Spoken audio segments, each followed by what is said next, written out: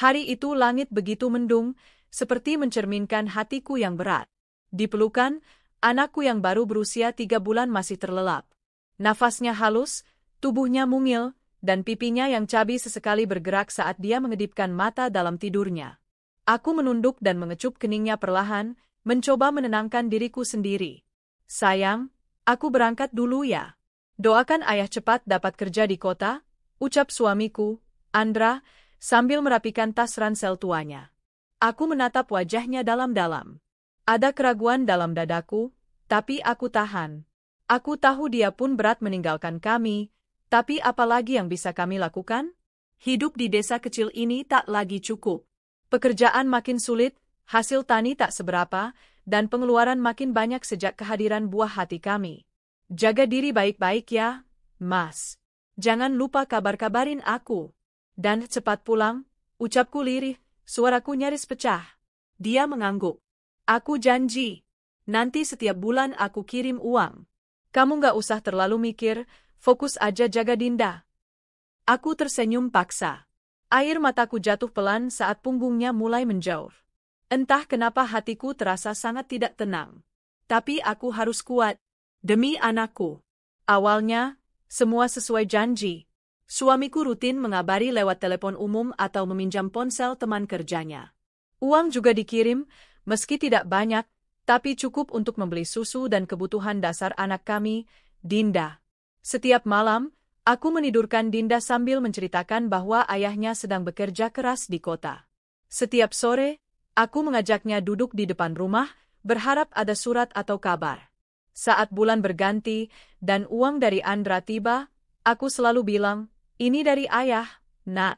Ayah ingat kamu." Tapi setelah bulan ke-6, semuanya mulai berubah. Bulan ke-7, aku tak menerima kiriman uang seperti biasa. Kupikir mungkin telat. Tapi seminggu berlalu, 2 minggu, dan tidak ada kabar. Aku coba menghubungi beberapa nomor yang pernah ia pakai, semua tidak aktif. Aku bertanya pada teman-temannya yang kutahu, tapi jawaban mereka pun menggantung. Sudah lama gak lihat dia, Mbak. Aku mulai resah, tetapi selalu mencoba menghibur diriku sendiri. Mungkin dia sedang kesulitan. Mungkin pekerjaannya belum stabil. Mungkin sedang hemat demi kami. Tapi bulan berganti lagi, dan tetap tak ada kabar. Sampai akhirnya, aku menerima kenyataan, suamiku menghilang. Tahun pertama tanpa kabar adalah masa paling sulit. Dinda sering sakit, mungkin karena gizinya kurang. Aku mulai berjualan gorengan di depan SD desa, menitipkan Dinda pada tetanggaku yang baik hati. Kadang aku juga membantu mencuci pakaian orang atau menjadi buruh panen saat musim tiba. Setiap malam, aku menangis diam-diam di pojok kamar. Aku lelah, tapi setiap kali menatap wajah mungil Dinda, aku tahu aku tak boleh menyerah. Aku adalah satu-satunya yang ia punya. Maaf ya, Nak, ayah belum pulang. Tapi ibu di sini, ibu janji akan jaga kamu sebaik mungkin, bisikku pelan. Aku mulai terbiasa hidup tanpa Andra. Tak ada kiriman uang. Tak ada kabar. Namanya perlahan menghilang dari mulut-mulut tetangga. Tapi dalam hatiku, masih tersisa sedikit harapan, entah kenapa. Mungkin karena aku belum siap mengaku kalah. Saat Dinda berusia 2 tahun, dia sudah bisa berjalan dan mulai banyak bertanya. Kadang ia menunjuk foto lama suamiku dan bertanya, "Itu siapa, Bu?" "Ini ayah, sayang," jawabku lembut. "Kenapa ayah nggak di rumah?" tanyanya lagi dengan polos. Aku tercekat. Bagaimana menjelaskan sesuatu yang bahkan aku sendiri tak mengerti? Karena ayah kerja jauh? Tapi Dinda nggak usah khawatir, ibu ada kok. Ibu sayang Dinda. Ia mengangguk, seolah puas dengan jawabanku yang setengah bohong. Tapi dari hari ke hari, pertanyaannya makin sering muncul. Di usia 3 tahun, dia mulai berkata, "Bu, aku pengen ketemu ayah." Aku hanya tersenyum getir.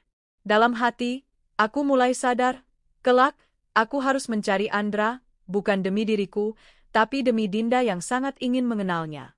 Hari demi hari kulalui dengan kerja keras. Dinda tumbuh sehat meski hidup kami sangat sederhana. Aku mulai membuat kue kecil-kecilan dan menitipkannya di warung. Beberapa orang mulai mengenalku karena rajin dan tak pernah mengeluh. Dinda juga anak yang manis. Dia cepat belajar dan ramah pada semua orang. Tapi saat dia mulai sekolah TK di usia 5 tahun, hatiku kembali tercabik. Hari itu ada acara, Hari Ayah, di sekolah. Semua anak diminta membawa foto ayah dan menceritakan siapa ayah mereka. Saat pulang sekolah, Dinda diam sepanjang jalan. Aku tahu ada yang mengganjal. Mereka semua cerita tentang ayahnya, Bu. Ada yang kerja di sawah, ada yang jadi tukang, ada yang kerja di kota. Tapi aku nggak tahu ayahku siapa, katanya sambil menangis. Hatiku remuk. Aku peluk dia erat-erat. Maafkan ibu, nak. Maaf karena ibu belum bisa kasih jawaban. Tapi ibu janji, suatu hari nanti, kita akan cari ayah. Dan saat itulah aku membuat tekad. Aku akan cari Andra. Aku akan bawa Dinda menemuinya, apapun yang terjadi. Bukan karena aku ingin dia kembali. Bukan karena aku berharap dia masih cinta. Tapi karena anak ini berhak tahu siapa ayahnya. Dan jika ayahnya tidak bisa menerimanya, maka aku akan pastikan Dinda tetap tumbuh tanpa kehilangan harga dirinya. Malam itu aku tidak bisa tidur. Kutatap foto lama Andra yang tersimpan dalam dompet. Wajahnya masih sama, tampan, tenang, penuh semangat. Tapi semua itu kini hanyalah bayangan. Lelaki itu telah menghilang dari hidup kami, dan kini saatnya aku menemukannya, entah untuk penjelasan atau sekadar kejelasan. Besok kita mulai, nah? Ibu janji, bisikku pada Dinda yang tidur di sampingku. Dan di bawah langit malam yang sepi, di tengah suara jangkrik dan desau angin dari jendela yang setengah terbuka, aku menutup mata dengan satu tekad bulat di dalam dada. Aku akan temukan dia. Demi anakku, demi Dinda.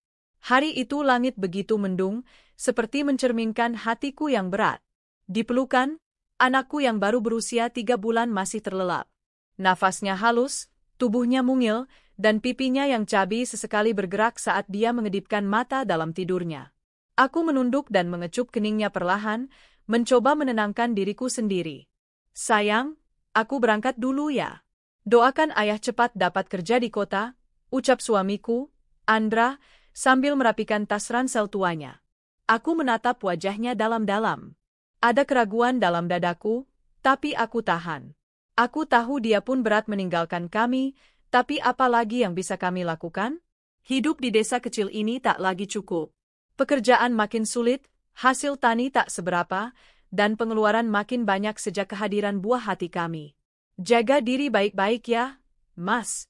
Jangan lupa kabar-kabarin aku. Dan cepat pulang, ucapku lirih, suaraku nyaris pecah. Dia mengangguk. Aku janji. Nanti setiap bulan aku kirim uang. Kamu gak usah terlalu mikir, fokus aja jaga Dinda. Aku tersenyum paksa. Air mataku jatuh pelan saat punggungnya mulai menjauh. Entah kenapa hatiku terasa sangat tidak tenang. Tapi aku harus kuat. Demi anakku. Awalnya, semua sesuai janji. Suamiku rutin mengabari lewat telepon umum atau meminjam ponsel teman kerjanya. Uang juga dikirim, meski tidak banyak, tapi cukup untuk membeli susu dan kebutuhan dasar anak kami, Dinda. Setiap malam, aku menidurkan Dinda sambil menceritakan bahwa ayahnya sedang bekerja keras di kota. Setiap sore, aku mengajaknya duduk di depan rumah, berharap ada surat atau kabar.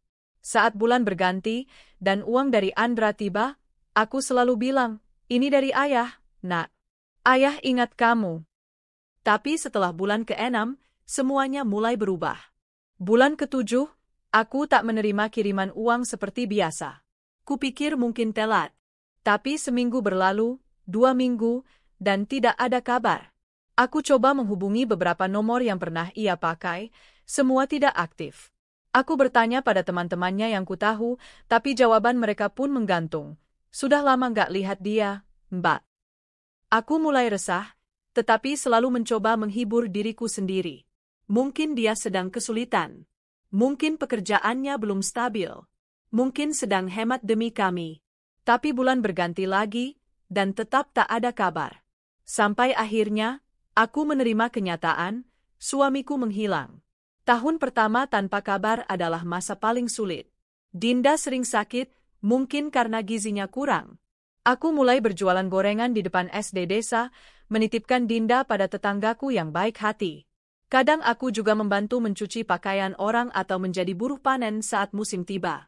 Setiap malam, aku menangis diam-diam di pojok kamar. Aku lelah. Tapi setiap kali menatap wajah mungil Dinda, aku tahu aku tak boleh menyerah. Aku adalah satu-satunya yang ia punya. Maaf ya, Nak. Ayah belum pulang. Tapi ibu di sini, ibu janji akan jaga kamu sebaik mungkin, bisikku pelan. Aku mulai terbiasa hidup tanpa Andra. Tak ada kiriman uang. Tak ada kabar. Namanya perlahan menghilang dari mulut-mulut tetangga.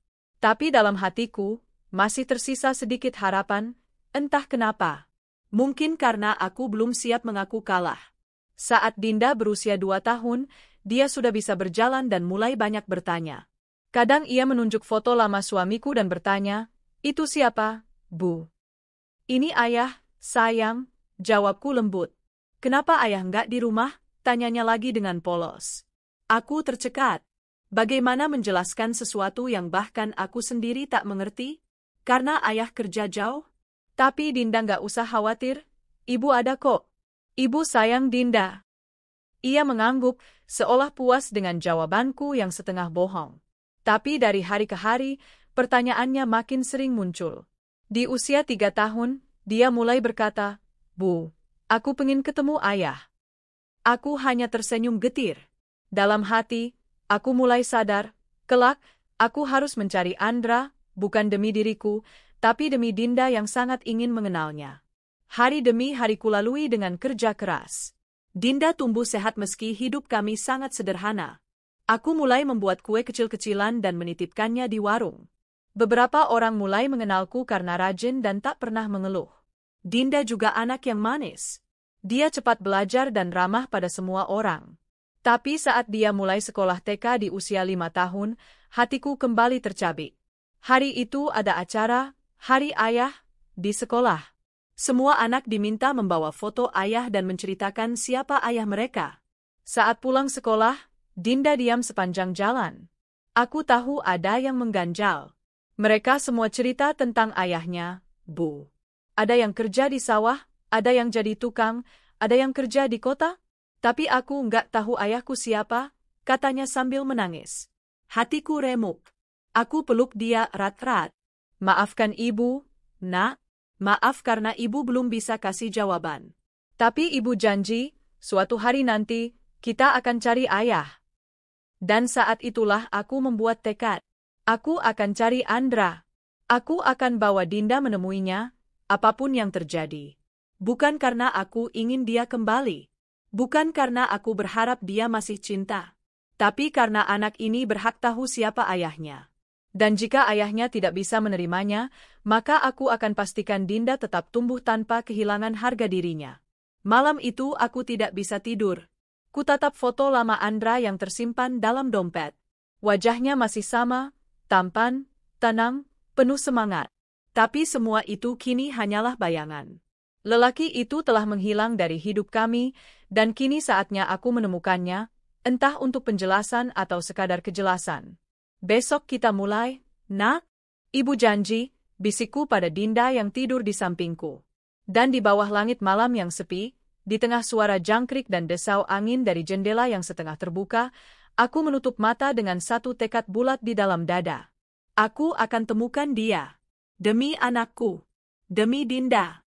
Keesokan harinya, aku bangun lebih pagi dari biasanya. Ada semangat baru dalam tubuhku. Setelah menyiapkan sarapan sederhana untuk Dinda, aku mulai menyusun rencana. Aku harus tahu kemana Andra pergi dulu saat meninggalkan desa. Satu-satunya petunjuk adalah temannya, Pak Darto, yang dulu pernah bekerja bareng Andra di proyek bangunan di kota. Sore harinya, aku mengunjungi rumah Pak Darto. Ia sudah agak sepuh sekarang, tapi masih ingat jelas tentang keberangkatan Andra. Waktu itu Andra ikut saya ke proyek di Purwokerto. Tapi baru 2 bulan kerja, dia pindah katanya diajak teman ke Jakarta. Sejak itu, saya juga nggak pernah dengar kabar lagi darinya. Hatiku bergetar. Jakarta? Kota yang begitu luas dan asing. Tapi aku tak bisa menyerah. Aku minta alamat proyek tempat Andra pertama kali kerja, berharap ada jejak atau nama teman yang bisa kutelusuri. Malamnya, aku menatap Dinda yang tertidur pulas. Aku tahu aku tak bisa meninggalkannya begitu saja. Maka, kuputuskan, kami akan pergi bersama. Aku akan ajak Dinda ke Jakarta. Mungkin kami akan hidup serba kekurangan di perjalanan, tapi aku percaya Tuhan akan membukakan jalan bagi orang yang bertekad tulus demi kebaikan. Selama 2 minggu ke depan, aku menabung lebih banyak, menyisihkan setiap rupiah dari hasil jualan kue dan cucian.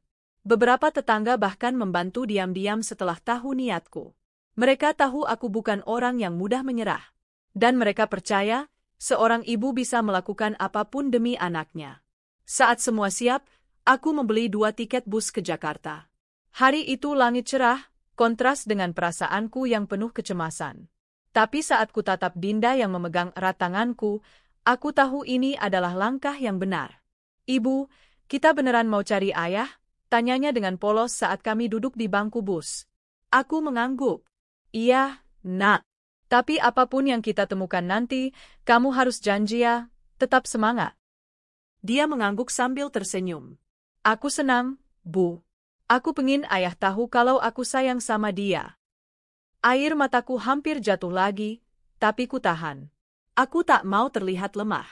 Aku adalah ibu, dan ini adalah perjalanan terpenting dalam hidupku. Perjalanan dengan bus menuju Jakarta bukan hal yang mudah, apalagi bagi seorang ibu dengan anak kecil. Dinda duduk di pangkuanku selama berjam-jam, kadang tertidur, kadang rewel karena lelah. Aku mencoba mengalihkan perhatiannya dengan cerita atau camilan sederhana yang kubawa dari rumah. Sesekali, aku menatap keluar jendela. Ladang-ladang berganti menjadi gedung-gedung, sawah menjadi jalan tol, dan wajah-wajah ramah desa berubah menjadi orang-orang yang lalu lalang tergesa di kota besar. Aku merasa kecil, sangat kecil, seperti setitik debu di tengah padatnya Jakarta. Setibanya di terminal, aku menggendong Dinda sambil membawa tas besar. Kami tidak tahu harus kemana tepatnya. Aku hanya punya alamat proyek lama Andra dan satu nama, Tony, teman kerja Andra yang katanya dulu akrab dengannya. Dengan menumpang angkot dan bertanya sana-sini, akhirnya aku tiba di lokasi yang disebut Pak Darto. Namun yang kudapati hanyalah bangunan setengah jadi yang sudah lama ditinggalkan. Penjaga di sekitar sana berkata proyek itu gagal dan berhenti sejak 4 tahun lalu. Hatiku seperti diremas. Tapi aku belum menyerah. Kami menginap di musala kecil dekat pasar malam itu. Dinda kedinginan, jadi aku memeluknya erat. Malam itu aku menangis diam-diam. Dalam hati, aku bertanya, apa aku terlalu nekat membawa anakku ke kota besar tanpa kepastian? Tapi setiap kali kuingat tatapan Dinda yang penuh harap, aku tahu aku tak bisa pulang dengan tangan kosong. Keesokan paginya, aku mulai menyusuri kawasan proyek mencari informasi. Beberapa pekerja bangunan lama yang masih tinggal di sekitar situ bilang Tony sempat bekerja sebagai sopir taksi. Maka kuputuskan untuk mencari pangkalan taksi yang mungkin menjadi tempat Tony bekerja. Hari demi hari kami lewati seperti itu. Aku menyusuri kota, bertanya ke orang-orang, kadang mendapat jawaban menggantung, kadang hanya tatapan iba. Di sela perjalanan, aku juga mencari pekerjaan agar bisa bertahan. Aku membantu mencuci piring di warung makan dengan bayaran sepiring nasi dan sedikit uang. Dinda kutitipkan sebentar pada ibu pemilik warung yang baik hati. Di tengah kelelahan dan keputusasaan, akhirnya aku bertemu Tony. Ia kini bekerja sebagai kernet angkutan kota. Saat kutanya tentang Andra, matanya langsung terbelalak. Ia mengenaliku. "Rawina? Ya Tuhan, aku nggak nyangka ketemu kamu di sini," ucapnya kaget. "Maaf, Tony, aku cuma ingin tahu, kamu tahu di mana Andra sekarang?" tanyaku dengan suara bergetar. Tony ragu-ragu. Ia menunduk, lalu menjawab pelan, "Aku tahu. Tapi lebih baik kamu siap, Rawina. Dia bukan Andra yang dulu." Hatiku mencelos. "Maksudmu?" "Dia sekarang tinggal di daerah Cempaka Putih. Dia menikah lagi, punya usaha kecil. Sejak awal dia bilang ke semua orang kalau keluarganya di kampung udah, ya, pisah." Aku terdiam. Dada ini sesak, seperti dihantam batu besar. Tapi aku tak datang sejauh ini untuk menyerah. Aku hanya ingin dia bertemu anaknya. Sekali saja. Dinda tidak pernah melihat ayahnya sejak bayi. Dia berhak tahu siapa ayahnya. Tony mengangguk. Baiklah, aku akan antar kamu ke rumahnya. Keesokan harinya, aku dan Dinda berdiri di depan rumah kecil yang tampak cukup terawat. Ada pot-pot bunga di halaman, dan suara anak kecil tertawa dari dalam rumah. Saat pintu dibuka, aku melihat Andra, pria yang dulu pernah kupanggil suami.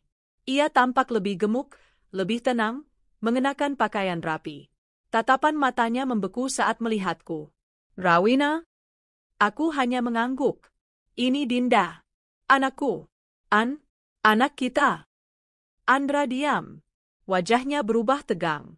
Dari belakang, muncul seorang wanita muda, membawa anak balita. Kamu siapa? Tanya wanita itu, tajam. Aku istri sah Andra. Aku hanya ingin anakku bertemu ayahnya. Suasana menjadi kacau. Andra menarik istrinya masuk ke dalam dan menutup pintu. Aku mengetuk perlahan, Dinda memegang ujung bajuku, matanya bingung. Ayah, bisiknya. Tapi pintu tak terbuka lagi. Tak ada sambutan, tak ada pelukan, hanya dinginnya penolakan. Kami berdiri cukup lama di depan rumah itu, sampai akhirnya Dinda mulai menangis. Aku memeluknya, menahan air mataku sendiri. Itu ayah ya, Bu? Tanyanya pelan. Aku mengangguk. Iya, Nak. Tapi mungkin ayah sudah lupa. Malam itu, saat kami kembali ke tempat kami menginap, aku sadar satu hal. Aku tak bisa memaksa seseorang untuk bertanggung jawab. Tapi aku bisa berjuang agar anakku tidak merasa kurang. Aku bisa menjadi ibu dan sekaligus ayah. Dan yang paling penting, aku bisa membuat anakku bahagia dengan atau tanpa kehadiran sosok ayah. Dan di sanalah tekadku tumbuh kuat. Aku akan balas luka ini, bukan dengan dendam. Tapi dengan membuktikan bahwa aku dan Dinda bisa sukses, bisa bahagia, tanpa mengemis kasih dari orang yang sudah memilih pergi. Setelah hari itu, aku dan Dinda memutuskan untuk tidak kembali ke kampung. Tidak ada yang tersisa di sana selain kenangan menyakitkan dan tanah yang makin sulit diandalkan untuk hidup. Aku sudah terlalu jauh melangkah. Aku harus maju, walau satu-satunya hal yang kupunya saat itu hanyalah anak kecil yang selalu memelukku setiap malam dan berkata, "Aku sayang ibu." Hari-hari kami di Jakarta awalnya seperti bertarung dengan nasib. Aku mencari pekerjaan, dari membantu di warung makan, menjual gorengan keliling, sampai menyapu pelataran musola demi sekotak nasi. Dinda selalu ikut, karena aku tak punya siapa-siapa untuk menitipkannya. Tapi anak itu tidak pernah mengeluh. Bahkan saat hujan tiba dan kami hanya berteduh di bawah atap ruko tua, Dinda masih bisa tersenyum dan berkata, "Nanti kita punya rumah ya, Bu." Senyumnya itulah yang menjadi bahan bakarku. Aku mulai menjual gorengan sendiri. Setiap pagi aku bangun sebelum subuh, menanak nasi, menggoreng tempe, tahu, dan bala-bala. Dengan gerobak pinjaman dari ibu pemilik warung yang dulu pernah membantuku, aku berkeliling menjajakan dagangan. Dinda duduk di ujung gerobak sambil membantu menyapa pembeli kecil-kecilan. Kadang ia menyanyikan lagu anak-anak sambil tertawa. Usaha kecil itu mulai menghasilkan. Tak banyak, tapi cukup untuk menyewa petak sempit berukuran 2x3 meter di belakang pasar. Atapnya bocor, dindingnya dari triplek tipis, tapi bagi kami, itu surga. Kami bisa tidur tanpa takut diusir, bisa memasak di dapur kecil, dan yang paling penting, kami punya tempat untuk menyimpan mimpi. Aku menyekolahkan Dinda di TK gratis milik yayasan tak jauh dari pasar. Ia begitu semangat, bahkan rela bangun pagi hanya untuk belajar membaca. Aku mau pintar, Bu. Aku mau bantu ibu jualan, katanya polos. Tapi aku tahu, di balik kata-katanya, ia menyimpan luka tentang ayah yang tak ingin mengenalnya. Satu malam, setelah kami makan malam seadanya, Dinda duduk di pangkuanku sambil membawa buku gambarnya. Ia menunjuk gambar yang baru saja ia buat, gambar seorang ibu dan anak perempuan berdiri di panggung, menerima piala. Itu kita, Bu. Aku mau jadi anak yang pintar, nanti bisa bikin ibu bangga. Air mataku menetes tanpa bisa kutahan. Dalam hatiku, aku bersumpah, aku akan mendukung apapun mimpi Dinda. Jika dunia tak adil padaku, tak mengapa. Tapi aku tak akan membiarkan dunia berlaku kejam pada anakku. Seiring waktu, aku mulai dikenal sebagai penjual gorengan yang jujur dan bersih. Pelanggan mulai bertambah. Dengan sedikit keberanian, aku mencoba menitipkan dagangan ke warung-warung sekitar dan kios sekolah. Tak semua menerima, tapi beberapa memberi kesempatan. Dari keuntungan itu, aku mulai menyisihkan sedikit demi sedikit untuk pendidikan Dinda. Aku juga mengikuti pelatihan wirausaha gratis yang diadakan pemerintah daerah. Di sana, aku belajar banyak tentang cara mengelola keuangan, memperluas usaha, dan bahkan mendapat bantuan alat masak dari program UMKM. Dengan alat itu, aku bisa memproduksi lebih banyak gorengan tanpa harus bangun terlalu pagi. Namun, hidup di kota tak selalu mulus. Pernah suatu hari, Dinda demam tinggi. Aku panik, tak punya uang cukup untuk berobat ke klinik. Aku hanya bisa menangis sambil memeluknya semalam suntuk. Untunglah, ada tetangga yang baik hati dan membawa kami ke posyandu terdekat. Dari sana, aku belajar untuk tak malu meminta bantuan ketika benar-benar membutuhkan. Ketika Dinda lulus TK dan masuk SD, aku mengajaknya ke toko alat tulis untuk membeli perlengkapan sekolah. Meski dengan uang terbatas, aku ingin ia merasakan semangat baru. Ia sangat senang mendapat tas sekolah meski hanya yang sederhana. "Ibu, tas ini bagus banget.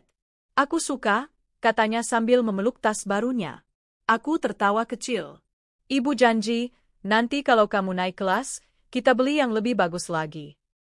Dinda menatapku dengan mata beningnya. "Nggak usah bagus, Bu. Asal aku bisa sekolah terus sama ibu." Perkataan itu menghantam hatiku seperti pelukan hangat di tengah badai. Aku sadar, selama kami punya satu sama lain, kami bisa melewati apapun. Tahun demi tahun berlalu. Aku memperluas usahaku menjadi warung kecil di gang belakang pasar. Dinda tumbuh menjadi anak yang ceria dan pintar. Ia sering membantu sepulang sekolah, mengantar pesanan atau mencatat hasil penjualan. Meski tubuhnya kecil, semangatnya besar. Ia seperti matahari kecil yang menerangi hidupku yang dulu gelap.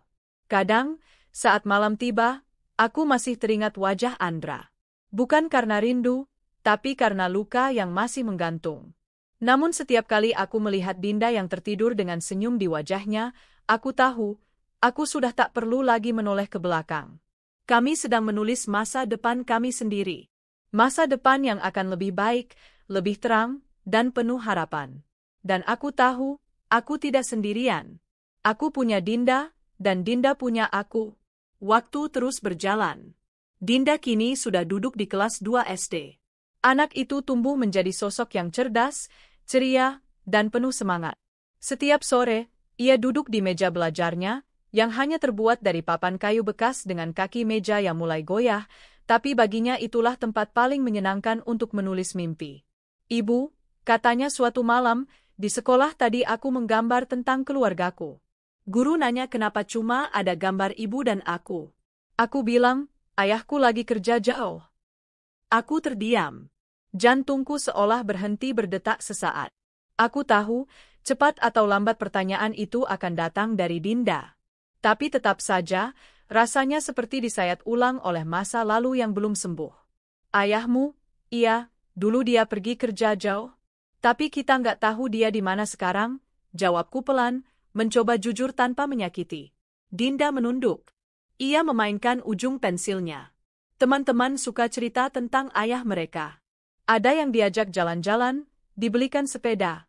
"Aku juga pengen, Bu." Aku memeluknya erat. Hati ini rasanya hancur setiap kali harus menyaksikan anakku yang polos dan baik hati itu menyimpan rindu kepada seseorang yang bahkan tak pernah mencoba hadir untuknya. "Maaf ya, Nak. Maaf karena ibu belum bisa kasih semua yang kamu inginkan." Dinda menggeleng. "Ibu nggak salah. Aku cuma pengen tahu, ayahku kayak apa." Suaranya, senyumnya. Aku pengen lihat wajahnya, meski cuma sekali. Permintaan sederhana yang seharusnya mudah, tapi bagiku terasa seperti mendaki gunung tinggi dengan kaki yang patah. Tapi malam itu, aku membuat satu keputusan dalam hati, aku akan cari Andra, demi Dinda. Bukan untukku, untuk anakku. Beberapa hari kemudian, aku mulai bertanya ke orang-orang di kampung yang mungkin pernah mendengar kabar tentang Andra. Beberapa bilang dia pernah terlihat di kota A, yang lain bilang dia kerja bangunan di kota B. Tak ada yang pasti. Yang jelas, tak ada satupun yang menyebut ia kembali atau mengirim kabar ke keluarganya. Aku bahkan mencoba mencari informasi lewat media sosial. Aku membuka akun Facebook lama yang dulu sempat kupunya. Kutelusuri nama-nama yang kukenal, dan di antara pencarian itu, satu nama muncul, Andra Prasetya. Aku klik namanya. Di sana, ada foto seorang pria berusia sekitar 30-an. Wajahnya tak banyak berubah, meski tampak lebih dewasa. Ia sedang tersenyum bersama seorang wanita muda dan seorang anak laki-laki kecil. Di keterangan foto tertulis, "Makan malam bareng keluarga kecilku. Alhamdulillah, diberi istri dan anak yang luar biasa." Jantungku tercekat. Tanganku gemetar. Itu dia. Itu Andra. Seketika emosi berdesakan, marah, kecewa, bingung, dan hampa. Jadi selama ini dia hidup bahagia, punya keluarga baru, sementara aku dan anak kami terombang-ambing dalam kesulitan? Sementara aku memeras keringat siang malam demi bertahan hidup, dia memilih melupakan kami? Aku menangis malam itu. Tapi bukan karena kehilangan cinta. Cinta itu sudah lama mati. Aku menangis karena anakku telah ditolak bahkan sebelum diberi kesempatan mengenal ayahnya. Aku tak langsung bertindak. Butuh beberapa minggu untuk memberanikan diri mencari alamatnya. Aku menghubungi seorang teman lamanya yang bekerja sebagai sopir angkot di kota. Setelah aku ceritakan semuanya, ia akhirnya memberiku alamat rumah Andra. "Tapi kau yakin mau ke sana, Yuni?" katanya ragu. "Dia hidup enak sekarang."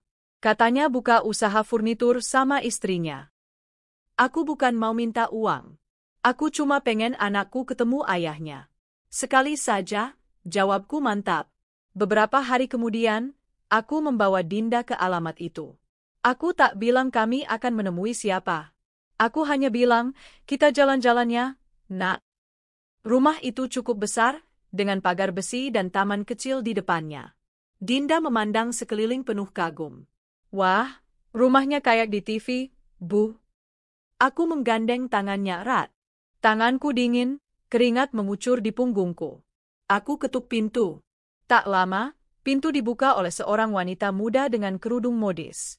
"Iya, ada yang bisa dibantu?" Aku menatapnya dalam. Ini pasti istrinya. "Saya, Yuni, istri sah Andra. Ini anak saya, Dinda. Kami datang karena anak ini ingin bertemu ayahnya." Wajah wanita itu berubah. "Tunggu sebentar," katanya lalu menutup pintu. Beberapa menit kemudian, pintu terbuka lagi. Kali ini Andra sendiri yang berdiri di sana. Wajahnya langsung pucat saat melihatku. Lebih pucat lagi saat menatap Dinda yang berdiri di sampingku. "Andra," ucapku lirih. "Ini anakmu. Dia ingin bertemu kamu. Sekali saja. Bukan untuk minta apa-apa." Andra menoleh ke belakang, seolah takut istrinya melihat. Lalu ia berkata pelan, tergesa-gesa, "Kau seharusnya nggak datang ke sini, Yuni. Hidupku sudah berubah. Aku punya keluarga baru. Aku nggak bisa mengakui anak ini." Dinda menatap ayahnya dengan mata berbinar. "Ayah? Ini ayah ya?" "Aku Dinda," katanya pelan, berharap. Namun Andra hanya memalingkan muka. "Maaf, aku bukan siapa-siapa kalian. Pulanglah." Lalu, pintu ditutup. Begitu saja. Dinda berdiri mematung. Tangannya mencengkeram ujung bajuku. Aku mendekapnya, dan air mataku jatuh satu persatu di atas kepalanya. "Bu, ayahnya nggak mau ya," gumamnya pelan. Aku tak bisa berkata apa-apa. Dunia seakan runtuh menimpa anakku yang bahkan belum cukup umur untuk mengerti kenapa seseorang bisa menolak darah dagingnya sendiri. Malam itu, di atas kasur busa tipis yang sudah kami tempati bertahun-tahun, Dinda menangis dalam diam. Ia tak menangis keras. Tapi aku tahu, anak sekecil itu sedang patah hati. Untuk pertama kalinya dalam hidupnya, ia benar-benar tahu bahwa harapannya tentang ayah telah musnah. Aku memeluknya. "Dinda, Ibu janji, kamu nggak butuh siapapun untuk bahagia. Ibu akan jadi segalanya buat kamu." Dinda menatapku dengan mata sembab. "Aku nggak butuh ayah lagi, Bu. Aku cuma butuh ibu." Hatiku remuk, tapi juga hangat. Anak ini, dia lebih kuat dari yang aku kira. Malam itu aku bersumpah, Aku akan membalas rasa sakit ini dengan membesarkan Dinda menjadi anak yang paling bahagia dan sukses. Biar dunia tahu, meski dibuang oleh ayahnya, ia bisa berdiri tegak karena cinta ibunya. Musim hujan datang bersamaan dengan semangat baru yang tumbuh dalam hatiku. Setelah pertemuan dengan Andra yang mengecewakan itu, aku seperti mendapat tenaga tambahan. Bukan karena dendam, tapi karena cinta. Cinta kepada anakku, Dinda, yang sudah cukup terluka. Aku tak mau dia tumbuh dengan rasa sedih yang menumpuk. Aku ingin dia bahagia, percaya diri, dan sukses. Mulai sekarang, ibu mau lebih serius buka warungnya. Nak, kataku pada Dinda suatu pagi. Kita harus punya lebih banyak uang supaya kamu bisa sekolah setinggi-tingginya. Kamu mau kan kuliah nanti?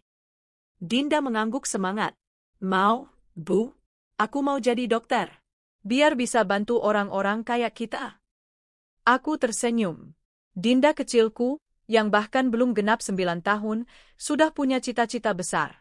Sementara ayah kandungnya yang dewasa itu, justru lari dari tanggung jawab. Hari-hariku kembali disibukkan dengan kegiatan membuka warung kecil di teras rumah. Aku mulai dengan menjual gorengan, nasi kuning, dan air mineral. Modalnya sedikit, hasilnya tak seberapa, tapi aku tekun. Sedikit demi sedikit, pembeli mulai berdatangan. Para tukang bangunan, tetangga yang bekerja sebagai buruh ladang, bahkan anak-anak sekolah yang lewat mampir membeli gorengan 100-200 rupiah. Dinda membantu setiap sore setelah pulang sekolah. Ia menyapu halaman, membersihkan meja, dan tak jarang menawarkan makanan pada tetangga dengan senyum manisnya. Ibu, hari ini jualannya habis semua? Serunya suatu sore sambil menghitung uang recehan hasil dagangan. Aku tertawa kecil. Alhamdulillah. Ibu punya asisten yang hebat, sih. Kami menjalani hari-hari sederhana itu dengan hati yang penuh harapan. Meski berat, kami bahagia karena punya satu sama lain. Suatu hari, saat sedang membersihkan rumah, aku menemukan kotak berisi dokumen lama. Di dalamnya, ada ijazah SMA-ku dan juga foto-foto lamaku bersama Andra. Aku menatap foto itu lama. Aku masih muda saat itu. Polos. Percaya. Bodoh. Mungkin. Tapi aku tak membakarnya. Aku simpan kembali, sebagai pengingat, bahwa aku pernah terjatuh, dan bangkit lagi. Hari itu juga aku berpikir, kenapa aku nggak ikut pelatihan usaha atau cari bantuan UMKM? Dulu aku tak percaya diri. Tapi sekarang, demi Dinda, aku mau belajar lagi. Aku tanya ke Pak RT, dan ternyata di balai desa akan ada pelatihan pengolahan makanan ringan dan manajemen keuangan untuk ibu-ibu. Aku langsung daftar. Di sana, aku belajar banyak hal, cara mengemas produk agar menarik, mencatat pengeluaran dan pemasukan, serta strategi pemasaran. Meski awalnya bingung, lama-lama aku paham. Dan dari pelatihan itu, aku punya ide, membuat keripik pisang dan menjualnya ke warung-warung sekitar. Dengan uang sisa hasil dagangan, aku beli pisang mentah dan minyak goreng. Aku mulai coba membuat keripik sendiri di dapur kecil kami. Dinda ikut membantu mengiris dan mengemas. Aroma keripik ini enak, Bu. Temanku pasti suka, katanya semangat. Dinda membawakan beberapa bungkus ke sekolah. Dan tak disangka, teman-temannya menyukainya. Bahkan gurunya ikut pesan 1 lusin untuk acara sekolah. Dari situlah usahaku mulai berkembang. Setiap malam aku goreng keripik, setiap pagi aku titipkan ke beberapa warung. Namanya, Keripik Dinda, sederhana, tapi penuh cinta. Suatu hari, saat sedang berjualan di teras, seorang pria paruh baya menghampiri. Ia berpakaian rapi dan membawa tas kerja. Maaf, Bu. Saya dengar dari Pak RT, Ibu menjual keripik pisangnya, tanyanya ramah. Iya, Pak. Mau coba? Ia mencicipi 1 bungkus. Enak. Saya kerja di koperasi desa. Kami sedang bantu UMKM yang ingin mengembangkan usahanya. Kalau Ibu berminat, kami bisa bantu akses ke program permodalan, juga pendaftaran izin usaha. Jantungku berdebar. Rasanya seperti diberi harapan baru. Serius, Pak? Saya boleh daftar? Tanyaku tak percaya. Boleh banget. Syaratnya sederhana, dan Ibu sudah punya produk bagus. Sayang kalau nggak dikembangkan. Sejak saat itu, hidupku berubah. Aku mulai belajar mencatat produksi, membeli plastik kemasan yang lebih menarik, bahkan membuat label dengan logo sederhana. Keripik Dinda manisnya cinta ibu. Produk itu mulai masuk ke warung-warung di luar kampung. Bahkan ada yang memesan lewat aplikasi chat. Aku pun memberanikan diri membuat akun media sosial untuk memasarkan secara online. Foto-foto Dinda dengan keripik buatannya menjadi daya tarik tersendiri. Dinda sendiri tumbuh menjadi anak yang luar biasa. Ia selalu ranking 1 di kelas, aktif di kegiatan sekolah, dan punya banyak teman. Namun, luka lama belum benar-benar sembuh. Suatu malam, saat sedang mengerjakan PR di ruang tamu, ia mendadak bertanya, "Bu, kalau nanti aku sukses, aku boleh bilang ke ayah?" Pertanyaan itu menamparku dalam diam. Aku menatapnya. "Kamu mau bilang apa?" "Aku cuma pengen bilang kalau aku bisa bahagia tanpa dia. Tapi aku juga mau dia tahu, aku maafin dia." Aku tak bisa menahan air mata. Dinda, gadis kecil yang sempat ditolak, kini tumbuh menjadi pribadi yang besar hatinya. Sementara aku masih belajar mengikhlaskan. Kalau kamu sudah sebesar itu hatinya, ibu bangga.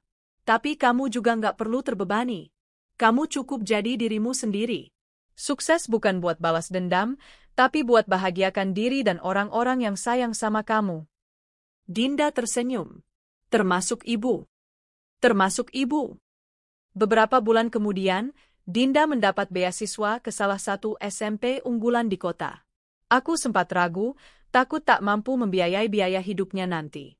Tapi Dinda meyakinkan, "Bu, aku akan belajar keras.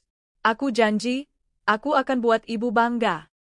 Dengan berat hati, aku mengizinkannya tinggal di asrama. Kami hanya bisa bertemu sebulan sekali. Tapi dari surat dan pesan yang ia kirim, aku tahu ia bahagia. Usaha keripik kami pun makin berkembang. Aku bahkan mulai memberdayakan ibu-ibu tetangga untuk ikut produksi. Kami berbagi penghasilan. Rumah kecil kami kini punya semangat baru, walau masih sederhana.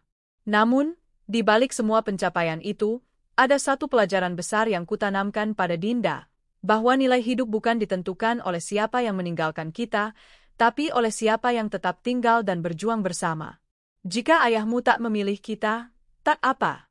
Tapi kita selalu bisa memilih untuk berdiri lebih tinggi. Karena luka tak harus membunuh.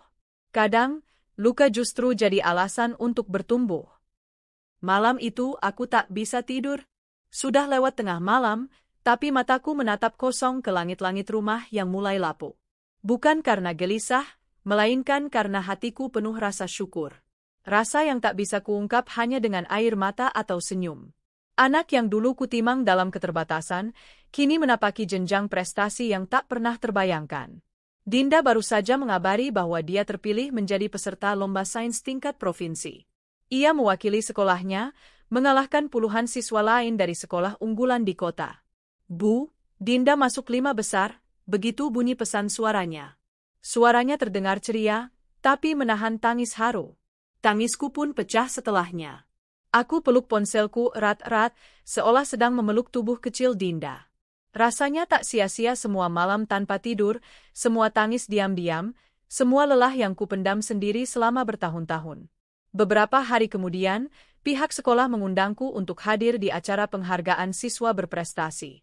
Aku naik angkot ke kota, mengenakan gamis sederhana yang sudah kusetrika sebaik mungkin, membawa tas berisi keripik pisang sebagai oleh-oleh untuk wali kelas Dinda. Ini kali pertamaku datang ke acara sekolah anakku dengan bangga, bukan sebagai ibu miskin, tapi sebagai ibu dari anak hebat. Begitu sampai di aula sekolah, aku terpaku melihat betapa megahnya tempat itu. Anak-anak berpakaian rapi, para orang tua duduk di kursi undangan berjejer, sementara guru-guru berdiri di depan dengan senyum hangat. Dinda maju ke panggung, mengenakan jas alma mater biru tua dan dasi kecil. Wajahnya bersinar. Matanya menyapu penonton, mencari wajahku.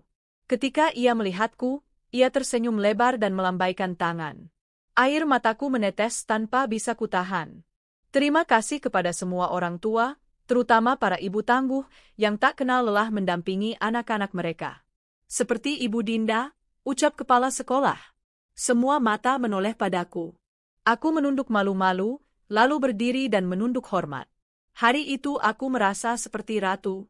Bukan karena dipuja, tapi karena dihargai. Sepulang dari acara, aku mulai berpikir lebih jauh. Sudah waktunya aku membuka lembaran usaha yang lebih besar. Aku tak lagi menjual keripik hanya dari rumah. Aku memberanikan diri membuat proposal kecil dan membawanya ke koperasi desa dan dinas UMKM kabupaten. Ini rencana saya, Pak. Saya ingin menjadikan keripik Dinda produk lokal unggulan. Saya butuh modal untuk beli mesin pengemas dan alat pengiris otomatis. Petugas koperasi membacanya serius. Ibu cukup punya niat besar. Kami akan bantu fasilitasi lewat program bantuan wirausaha perempuan. Tapi ibu harus ikut pelatihan manajemen usaha lanjutan, ya. Aku mengangguk mantap. Belajar tak kenal umur, pikirku. Aku rela mengorbankan waktu istirahatku demi duduk di kelas pelatihan bersama ibu-ibu lainnya. Di situ aku belajar cara menghitung harga pokok produksi, membuat perencanaan keuangan, bahkan belajar digital marketing. Sekarang aku tak hanya menjual keripik di warung dan pasar. Aku menjualnya lewat aplikasi dan media sosial. Beberapa reseller mulai berminat. Bahkan, salah satu toko oleh-oleh khas kabupaten menerima 100 bungkus per minggu untuk dijual kembali. Suatu malam, saat Dinda pulang ke rumah saat libur akhir semester, ia membantu mengepak pesanan. Tangannya cekatan, wajahnya sumringah. Bu, Dinda nggak nyangka keripik kita bisa dijual sampai keluar kota. Aku tertawa. Ibu juga nggak nyangka. Tapi ini karena kamu, Nat. Karena kamu yang jadi semangat ibu. Dinda mendekat, lalu memelukku erat. Bu, boleh nggak nanti kalau Dinda kuliah, Dinda ambil jurusan kedokteran yang ada program beasiswa kerja paruh waktu? Dinda nggak mau ngerepotin ibu. Aku menggeleng pelan. Kamu nggak pernah merepotkan ibu, Dinda. Kamu adalah alasan ibu bertahan sampai hari ini. Ibu rela jual apapun asal kamu bisa kuliah di tempat terbaik. Dinda menangis dalam pelukanku. Saat itu, aku benar-benar yakin, aku tak butuh siapapun selain anakku. Aku tak butuh pengakuan dari Andra, mantan suamiku, atau keluarganya. Karena aku telah membuktikan, aku bisa membesarkan anakku dengan kasih sayang dan kerja keras. Tapi semesta kadang suka menguji kesabaran. Suatu hari, saat aku tengah mengirim pesanan ke sebuah toko, aku bertemu dengan seseorang yang tak pernah ingin kulihat lagi, ibu mertuaku. Ia sedang belanja di swalayan, ditemani seorang wanita muda yang tak kukenal. Ia melihatku. Aku pun melihatnya. Kami sama-sama terdiam. Aku mencoba menghindar, tapi ia mendatangiku. Kamu? Murni? Ya? Tanyanya. Aku mengangguk kaku. Jadi kamu masih hidup juga? Katanya sinis. Aku menghela napas panjang. Alhamdulillah. Saya masih hidup. Masih kuat. Dan saya masih membesarkan cucu ibu dengan baik. Ia terdiam. Matanya menyipit menatapku. Andra nggak pernah cerita apa-apa tentang kalian. Dia? Ya, sekarang dia punya kehidupan baru. Istri baru. Saya tahu. Kenapa kamu masih muncul? Mau nyari nafkah dari dia lagi. Aku mengangkat wajahku. Pandanganku tajam, bukan penuh amarah, tapi tegas. Tidak. Saya sudah tidak butuh nafkah dari siapapun. Saya hanya ingin bilang, terima kasih. Karena Andra pergi, saya belajar kuat. Saya belajar jadi ibu, ayah, dan sahabat bagi anak saya. Dan cucu ibu itu sekarang jadi siswa berprestasi. Kalaupun dia tak diterima oleh ayahnya, saya yakin suatu hari, dunia akan menerima dia dengan bangga. Ia terdiam.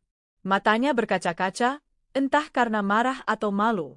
Aku tak peduli. Aku melangkah pergi, meninggalkan masa lalu yang pernah membuatku remuk. Aku tak lagi ingin menoleh ke belakang. Malam itu aku menceritakan pertemuan itu pada Dinda. Ia hanya tersenyum. Bu, kita nggak usah balas dendam, ya. Kita cukup buktikan bahwa kita bisa berdiri sendiri. Aku memeluknya, menahan tangis. Iya, Nat. Kita akan buktikan bahwa ditinggalkan bukan akhir dari segalanya. Hari-hari berikutnya, hidup kami makin sibuk, tapi penuh semangat. Aku dan Dinda menjalani hari dengan tujuan yang sama, membuktikan bahwa cinta dan kerja keras tak akan pernah sia-sia. Kami tak tahu apa yang menanti ke depan. Tapi satu hal yang pasti, kami siap menempuhnya bersama. Terkadang, orang yang meninggalkanmu adalah alasan terbaik untuk kamu menemukan versi dirimu yang paling kuat. Dan bagi anakku, tak ada warisan yang lebih baik dari semangat dan cinta yang tak pernah padam. Tahun demi tahun berganti. Dinda kini sudah SMA, dan aku masih tak percaya betapa cepat waktu berjalan. Anak kecil yang dulu menangis di pelukanku karena rindu ayahnya, kini tumbuh menjadi gadis yang tangguh, penuh semangat, dan membawa sinar harapan dalam setiap langkahnya. Keripik Dinda, usaha kecil-kecilan yang dulu kubuat demi bertahan hidup, kini berkembang pesat. Bukan hanya dijual di pasar, tapi sudah menembus toko oleh-oleh besar bahkan masuk ke platform online. Aku punya 3 karyawan tetap yang membantuku, semuanya ibu-ibu yang dulunya juga berjuang sendiri seperti aku. Aku ingin mereka merasa berarti, seperti dulu aku ingin dianggap berarti oleh suamiku yang pergi. Suatu sore, Dinda pulang dari sekolah sambil membawa selembar map berwarna emas. "Bu, lihat ini," katanya sambil menahan napas. Aku buka map itu perlahan, mataku langsung berkaca-kaca. Itu adalah surat pemberitahuan bahwa Dinda lulus seleksi beasiswa penuh dari universitas ternama di ibu kota untuk jurusan kedokteran. "Bu, Dinda lulus 100% beasiswa. Uang saku, asrama, semua ditanggung," katanya dengan suara gemetar. Aku langsung memeluknya erat. Tangisku pecah seketika. Rasanya seperti seluruh beban bertahun-tahun luruh dalam satu pelukan. Allah Maha Baik, Nak. Maha Baik. Hari-hari menjelang keberangkatan Dinda ke ibu kota dipenuhi kesibukan.